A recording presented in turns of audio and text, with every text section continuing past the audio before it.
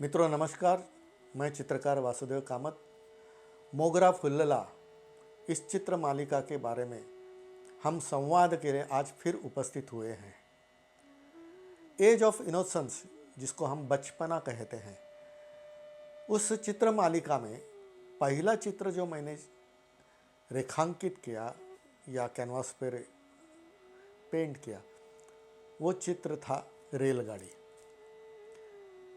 बचपन में मेरे माता पिता या तो मेरे कुछ रिश्तेदार कहते थे कि 2-2.5 साल का तू छोटा था उस समय से चित्र बना रहा है।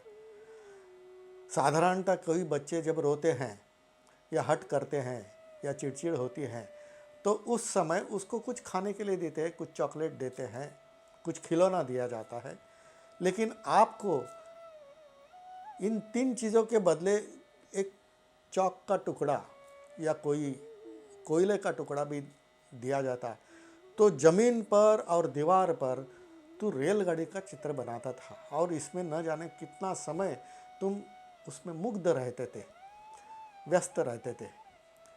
और ऐसे रेलगाड़ी का चित्र बनाने के पश्चात वहाँ बैठ के गाड़ी का आवाज़ कैसे आता है वैसे आवाज़ तू निकालता रहता था। ऐसे 2-2.5 साल के बच्चे के हाथ में क्या कला है और मैं कैसे बनाता था यह मुझे मालूम नहीं है, लेकिन दीवार पर उसके पश्चात भी मैं रेलगाड़ी का चित्र कैसे बनाता था वो यादें आज भी मुझे अच्छी तरह से मैं स्मृति में रखी है। ब्लैक बोर्ड मुझे बचपन में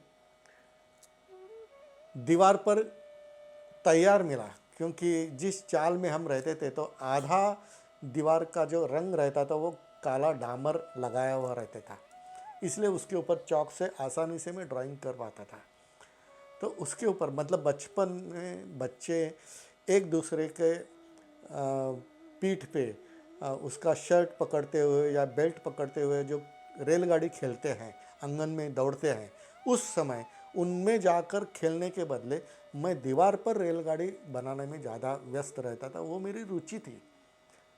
जो रेलगाड़ी रियल में है, जो रियलिस्टिक है, वो रियलिस्टिक रेलगाड़ी मेरी कल्पना से दीवार पर कैसे आती थी उसका विशदीकरण करने के लिए, स्पष्टीकरण करने के लिए मैंने ये चित्र बनाया है कि जिस समय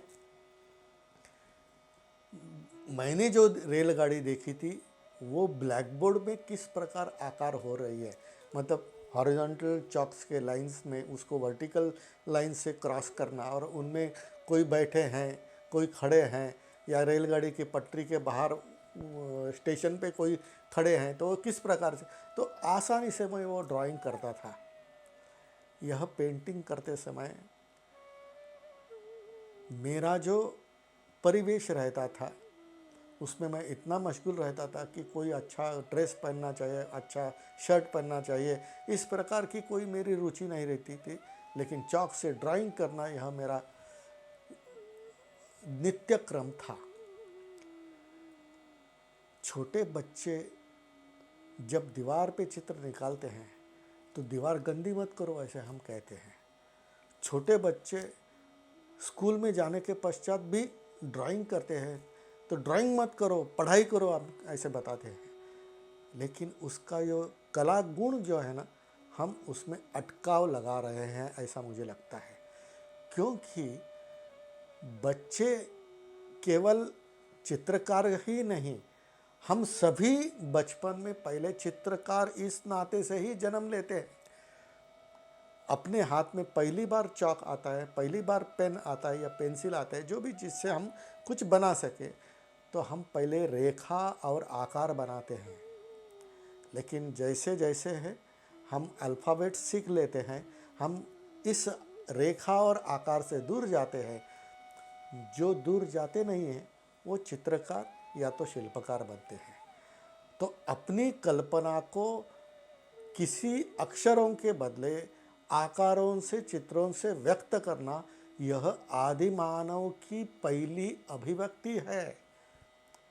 हजारों साल पहले गुफाओं में आदि मानव ने जो चित्र बनाए, वहाँ से यह चित्रकला शुरू हुई।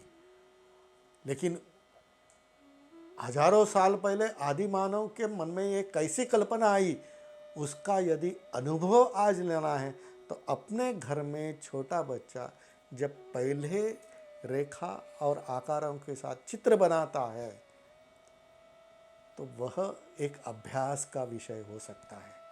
तो इसीलिए एज ऑफ इनोसेंस इस चित्र में मैंने जो जो चित्र बनाए, वो चित्र बचपन में उनके अंदर जो गुण होते हैं, उनका जो स्वभाव होता है, वो इस चित्र का मालिका में मैंने व्यक्त किए। ऐसे ही अन्य चित्रों के बारे में जान लेने के लिए हम फिर से इसी समय निरंतर मिलते रहेंगे, संवाद करते रहेंगे। नमस्कार।